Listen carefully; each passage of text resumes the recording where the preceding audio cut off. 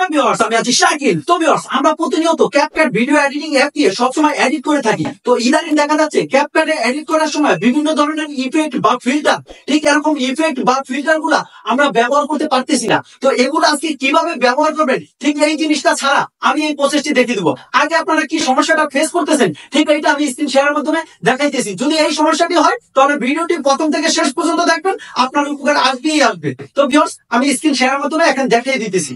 তো viewers, mobile স্ক্রিনে আসার পরে আপনারা ক্যাপকাটে যাবেন। ক্যাপকাটে আসার পরে এই যে উপরে নিউ প্রজেক্ট, এই জায়গায় ক্লিক করবেন।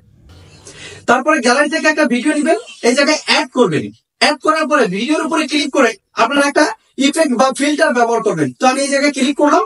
ক্লিক করার পরে ভিউয়ার্স, এই যে কোন ফিল্টার গুলা আমি এটা ব্যবহার করতেছি, তো এই জায়গায় ক্লিক করলাম।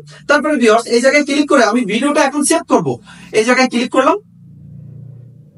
দেখেন ভিউয়ার্স, ভিডিওটা সেভ হইতেছে না।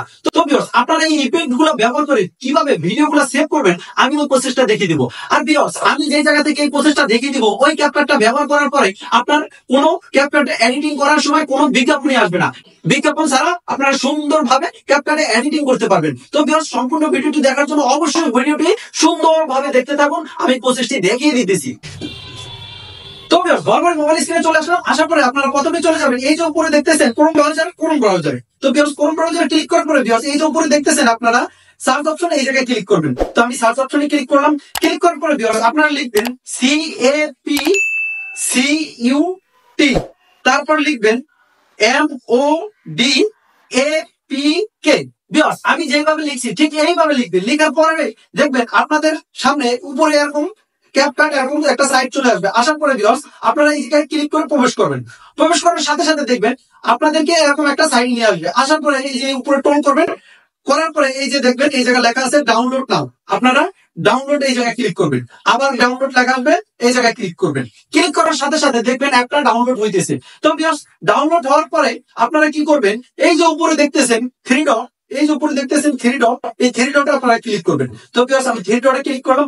ক্লিক করার পরে ভিউয়ার্স, এই জায়গায় লেখা আছে ডাউনলোড, এই ডাউনলোড আপনারা ক্লিক করবেন। তো ভিউয়ার্স, আমি ডাউনলোডে ক্লিক করলাম। ক্লিক করার পরে ভিউয়ার্স, এই দেখেন অলরেডি ডাউনলোড হয়ে গেছে। তো এখন আমরা এই জায়গায় ক্লিক করব।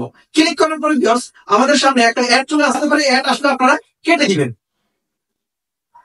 তো ভিউয়ার্স, তারপরে দেখেন এই যে জায়গায় লেখা আছে ইনস্টল, আপনারা এই জায়গায় ক্লিক করবেন।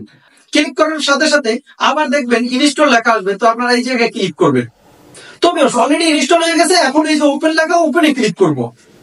তো ভিউয়ার্স, তারপর এরকম একটা সাইডে নিয়ে আসবে। আসার পরে আপনারা এই জায়গা থেকে শুধু এই ক্যান্সেলে ক্লিক করবেন, আর অন্য কিছুতে ক্লিক করবেন না। এই জায়গায় আপনারা ক্লিক করবেন না বা এইটাতে ক্লিক করবেন না, শুধু ক্যান্সেলে ক্লিক করবেন। তো ভিউয়ার্স, আমি ক্যান্সেলে ক্লিক করলাম। তারপরে এই জায়গা থেকে নিচের জায়গায় ক্লিক করে দিলাম।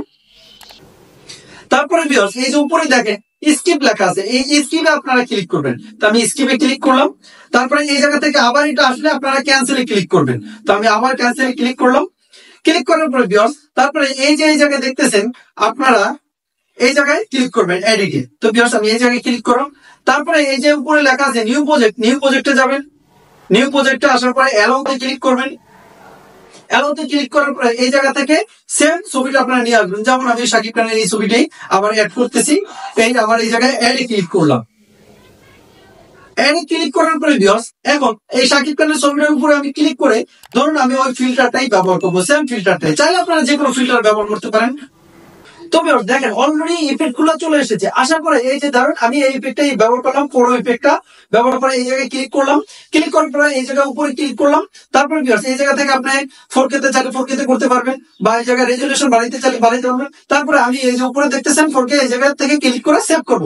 তো ভিউয়ার্স, এখন এই জায়গায় সেভে ক্লিক করব। দেখেন সাথে সাথে এটা সেভ হয়ে আসতেছে। তো ভিউয়ার্স, দেখলেন তো কিভাবে আমি পুরো ফিল্টার গুলা বা ইফেক্ট গুলা ব্যবহার করলাম। চাইলে আপনিও এইভাবে ব্যবহার করতে পারবেন।